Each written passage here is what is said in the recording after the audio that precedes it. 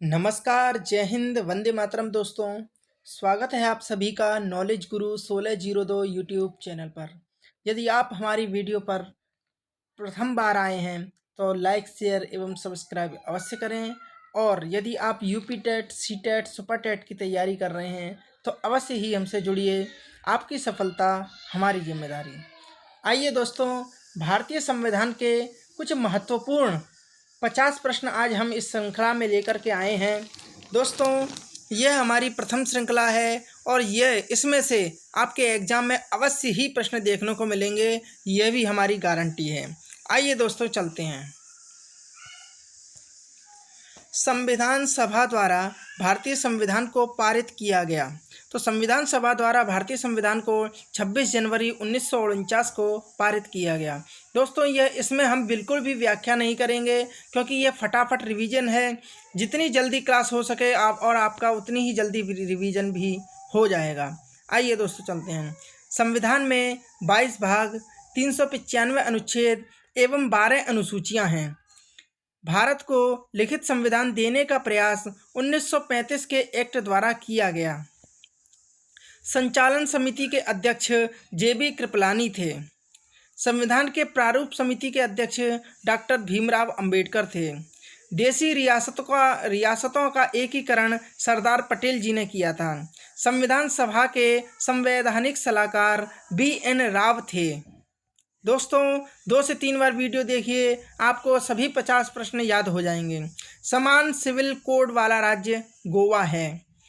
जनगण मन राष्ट्रीय गान को स्वीकार किया गया 24 जनवरी 1950 को। ब्रिटिश संविधान से लिया गया संसदात्मक शासन पद्धति। तो दोस्तों, ब्रिटिश संविधान से संसदात्मक शासन पद्धति हमारे यहाँ ली गई। अमेरिकी संविधान से मौलिक अधिकारों को लिया गया। आयरलैंड के संविधान से नीति निर्देशक तत्वों को लिया गया। ऑस्ट्रेलिया के संविधान से प्रस्तावना की भाषा को लिया गया। रूसी संविधान से मूल कर्तव्यों को लिया गया। फ्रांस के संविधान से गणतंत्रात्मक व्यवस्था को लिया गया और कनाडा के संविधान से संघीय शासन व्यवस्था और अवशिष्ट शक्तियां केंद्र की, ये दोनों ही कनाडा से लिए गए। दक्षिण अफ्रीका से संविधान संशोधन लिया गया। दोस्तों, इन सभी को आप अच्छे से याद कर लीजिए, इनसे अवश्य एक प्रश्न जरूर बनेगा। मैं पुनः दोहरा देता हूँ। ब्रिटिश संविधान से संसदात्मक शासन पद्धति, अमेरिका के संविधान से मौलिक अधिकार, आयरलैंड के संविधान से नीति निर्देशक तत्व, ऑस्ट्रेलिया के संविधान से प्रस्तावना की भाषा, रूस के संविधान से मूल कर्तव्यों को लिया गया, फ्रांस के संविधान से गणतंत्रात्मक व्यवस्था को लिया गया, कनाडा के संविधान से संघीय शासन व्यवस्था और अवशिष्ट शक्तियां केंद्र की, ये लिया गया, और दक्षिण अफ्रीका के संविधान से आपका संविधान संशोधन लिया गया। प्रथम लोकसभा स्पीकर आपके JB मावलंकर थे। स्पीकर अपने पद का त्यागपत्र उपाध्यक्ष को संबोधित करता है, अर्थात स्पीकर जो अपना पद का त्यागपत्र है उपाध्यक्ष को देता है।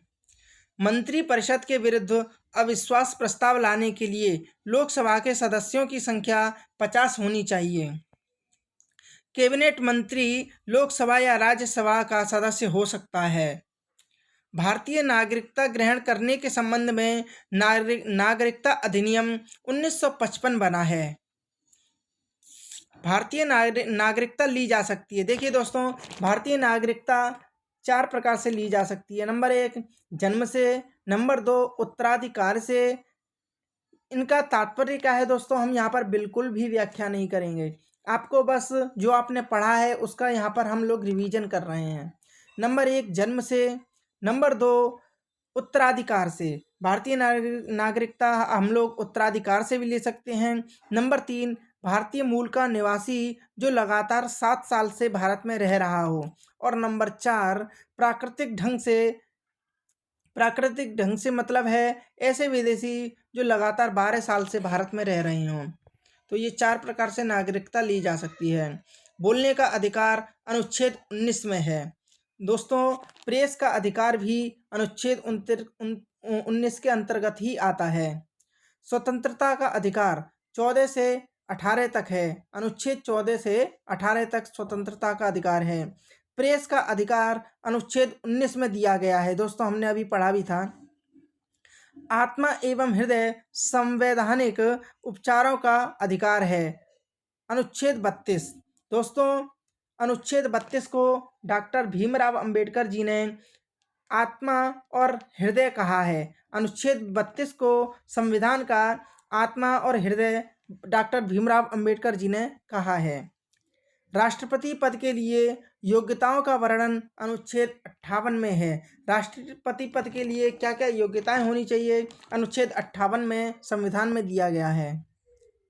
सर्वाधिक समय तक रहने वाले राष्ट्रपति हैं डॉक्टर राजेंद्र प्रसाद।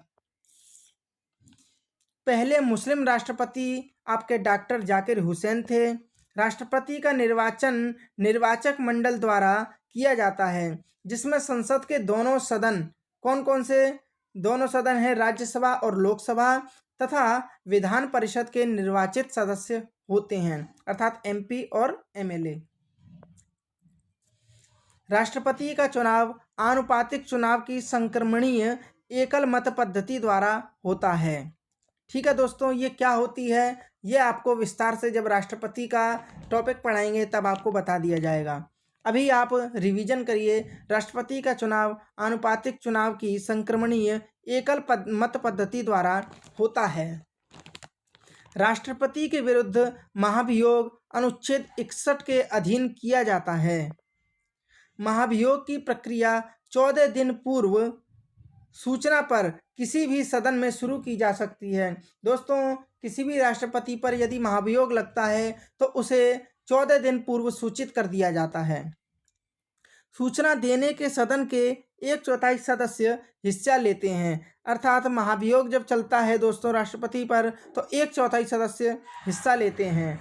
संसद के दोनों सदनों में 2/3 बहुमत महाभियोग के लिए जरूरी है। यदि किसी राष्ट्रपति को राष्ट्रपति पद से हटाना है तो उसमें 2/3 मत अवश्य ही जरूरी है दोनों सदनों में।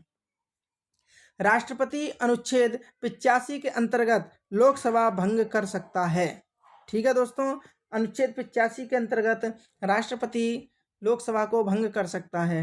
अनुच्छेद 343 के अंतर्गत हिंदी को राजभाषा का दर्जा दिया गया। अनुच्छेद 343 के अंतर्गत हिंदी को राजभाषा का दर्जा दिया गया। मौलिक अधिकारों के निलंबन का आदेश राष्ट्रपति दे सकता है। विधि के सामने समानता का अधिकार एक नागरिक अधिकार है, अर्थात विधि के सामने संविधान के सामने सभी लोग समान हैं। व्यक्तिगत स्वतंत्रता के लिए हेवियस कॉर्पस की याचिका यानी रिट जारी की जा सकती है।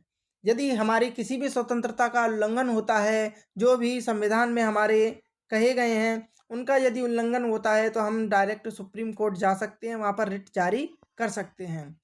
संपत्ति का अधिकार कानूनी अधिकार है, मौलिक अधिकार नहीं है। दोस्तों संपत्ति का अधिकार पहले एक मौलिक अधिकार था, लेकिन अब इसको हटा दिया गया है और इसे एक कानूनी अधिकार बना दिया गया है। गोवा राज्य में समान नागरिक संहिता लागू है।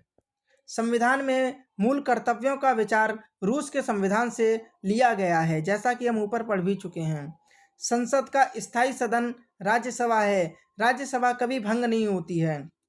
संसद के 3 भाग होते हैं। देखिए दोस्तों, भाग कहिए अथवा सत्र कहिए, तो संसद के 3 सत्र कौन से हैं? पहला है बजट सत्र, दूसरा है मानसून सत्र और तीसरा है शीतकालीन सत्र। भारतीय संसद के 3 अंग होते हैं, लोकसभा, राज्यसभा और राष्ट्रपति। भारत की कार्यपालिका का अध्यक्ष राष्ट्रपति होता है। भारत का राष्ट्रपति केवल संवैधानिक अध्यक्ष है, वास्तविक शासक नहीं। राष्ट्रपति का चुनाव अप्रत्यक्ष रूप से होता है। हमने पीछे पढ़ा था, एकल संक्रमणीय पद्धति द्वारा राष्ट्रपति का चुनाव होता है। राष्ट्रपति के चुनाव के लिए प्रस्तावना व अनुमोदनों की संख्या कम से कम 50 होनी चाहिए। ठीक है दोस्तों, उपराष्ट्रपति 6 महीने के लिए राष्ट्रपति रह सकता है। यदि किसी कारणवश राष्ट्रपति बाहर चले गए हैं, विदेशों में चले गए हैं या फिर किसी कारणवश राष्ट्रपति का पद खाली है तो उपराष्ट्रपति 6 महीने तक राष्ट्रपति रह सकते हैं।